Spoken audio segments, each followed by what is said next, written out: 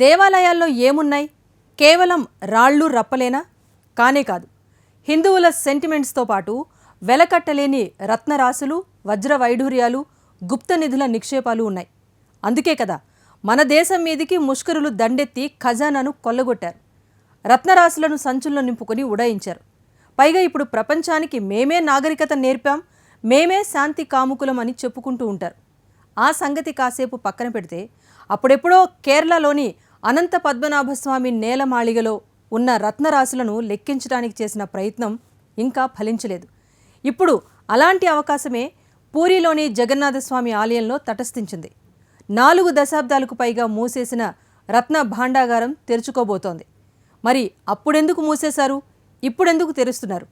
దాని నుంచి అసలు ఏం బయటపడబోతోంది? What the story?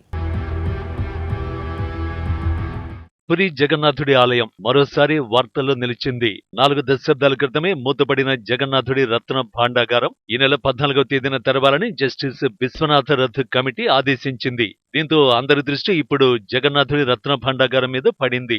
45 ఏళ్ల క్రితం మూతపడిన రత్న భాండాగారాన్ని 14వ తేదీన తెరవబోతుండటంతో అందులో ఏమున్నాయి, ఎంత మేరకు సంపద ఉంది, మూసేసినప్పుడు ఉన్న సంపద అంతా అలాగే ఉందా లేక ఏమైనా అదృశ్యమైందా? దాదాపు 5 దశాబ్దాల క్రితం వేసిన తాళం చెవి పనికొస్తుందా? తాళం వస్తుందా రాదా? లేక తాళాన్ని పగలగొట్టాల్సి వస్తుందా?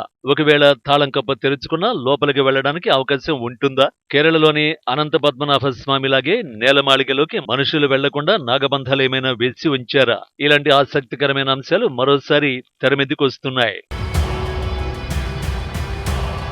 ఒడిశాలోని పురి శ్రీక్షేత్ర రత్న భాండాగారం ఓ అద్భుతమైన ఖజానా. జగన్నాథుని వెలకట్టలేని విలువైన ఆభరణాలను 5 కర్రపెట్టెల్లో ఉంచి రహస్య గదిలో భద్రపరిచారు. పూర్వం అప్పుడప్పుడు దాన్ని తెరిచి సంపదను లెక్కించేవారు. ఆ సంపదను స్వామివారి సంపదగా భావించి దేవాలయ అభివృద్ధికి, అన్నదానాలకు, సామాజిక సంక్షేమ కార్యక్రమాలకు వాడేవారు. అయితే 1978 తర్వాత రత్న భాండాగారాన్ని తెరవలేదు. దీంతో రత్న భాండాగారంపై వివాదాలు చుట్టుముట్టాయి. మరోవైపు తాళం చెవి కూడా కనిపించకుండా పోయింది.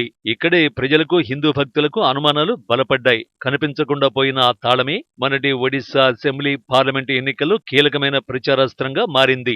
అక్కడి ప్రభుత్వాన్ని కూడా మార్చేయడంలో జగన్నాథుడి తాళం చరిత్ర కూడా పనిచేసిందంటే అతిశయోక్తి కాదంటారు. తాము అధికారంలోకి వస్తే జగన్నాథుడి రత్న భాండాగారం తలుపులు తెరుస్తామని, ప్రభు ఆదాయం ఎంత ఉందో ప్రజలకు వివరిస్తామని బీజేపీ నేతలు ప్రచారం చేశారు. లక్షలాది, కోట్లాది మంది సెంటిమెంటును తట్టిలేపిన ఈ అంశం బీజేపీకి మేలే చేసింది. ఆ పార్టీ ప్రభుత్వం ఏర్పడింది. ప్రచారంలో హామీ ఇచ్చినట్టుగానే రాష్ట్ర ప్రభుత్వం 24 గంటల్లోనే జగన్నాథాలయం 4 ద్వారాలు తెరిచి భక్తులను అనుమతించింది. ఇప్పుడు రత్న భాండాగారంపై దృష్టి సారించింది.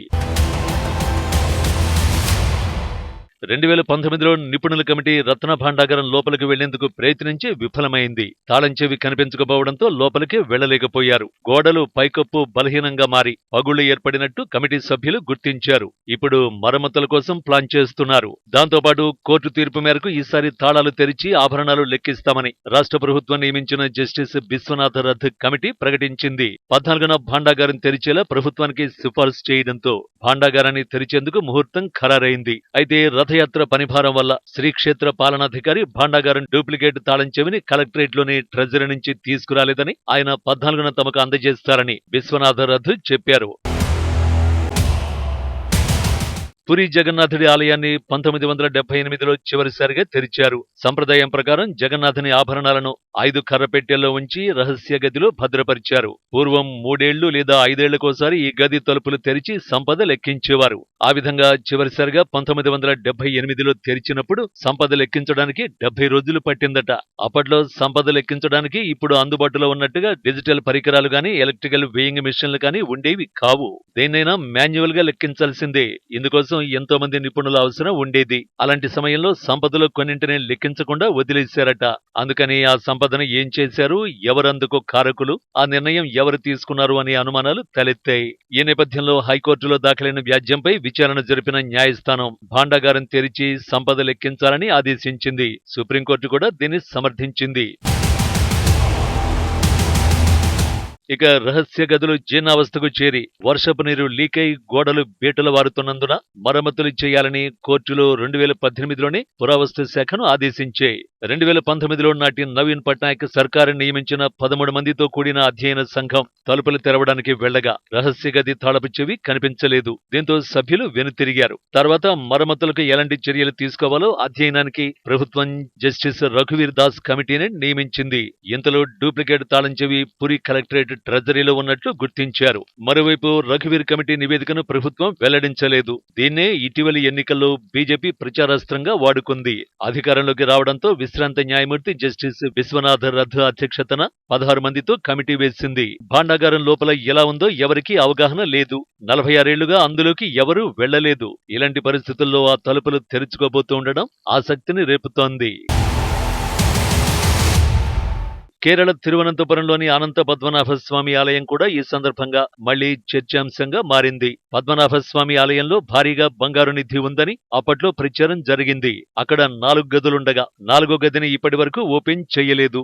4గో ద్వారానికి నాగబంధనాలు వేసి ఉంచారని, అందువల్ల దాన్ని ఓపెన్ చేయడం కుదరదని, ఒకవేళ బలవంతంగా ఓపెన్ చేసినా ఆ తర్వాత విపరీత పరిణామాలు ఏర్పడతాయని అంటున్నారు. దీంతో ఆ గదిని తెరవడానికి ఎవరూ సాహసించడం లేదు. అయితే నిధులు, ధనరాశులు, వజ్ర వైఢూర్యాలు మాత్రం పెద్ద మొత్తంలోనే ఉన్నాయంటున్నారు. సరిగ్గా అనంత పద్మనాభస్వామి ఆలయ తరహాలోనే జగన్నాథాలయంలోనూ అపార సంపద ఉందని చాలా మంది నమ్ముతున్నారు. రత్న భాండాగారంలో అంతుచిక్కని నిధి నిక్షేపాలు ఉన్నట్లు చెబుతున్నారు. 40 ఏళ్లకు పైగా తెరుచుకోకుండా ఉన్న భాండాగారంలో ఎంత సంపద ఉంది, ఏ స్థాయిలో నిధులున్నాయి, ఆ సంపదను దేనికి ఉపయోగిస్తారు, ముఖ్యంగా ఆ రాష్ట్ర బీజేపీ సర్కార్ ఏం ఆలోచిస్తుందనే అంశాలకు ఇప్పుడు ప్రాధాన్యత ఏర్పడింది. ఒకవేళ జగన్నాథుడి భాండాగారం ఆస్తులు ఏ సమస్య లేకుండా తేలిపోయాక ఇదే వరుసలో ఇంకేదైనా ఆలయాన్ని కూడా టేకప్ చేస్తారా? ఇలాంటి అనుమానాలు తలెత్తుతున్నాయి. మరి ఆ వివరాలు బయటకు రావాలంటే 14వ తేదీ దాకా వేచి చూడాల్సిందే.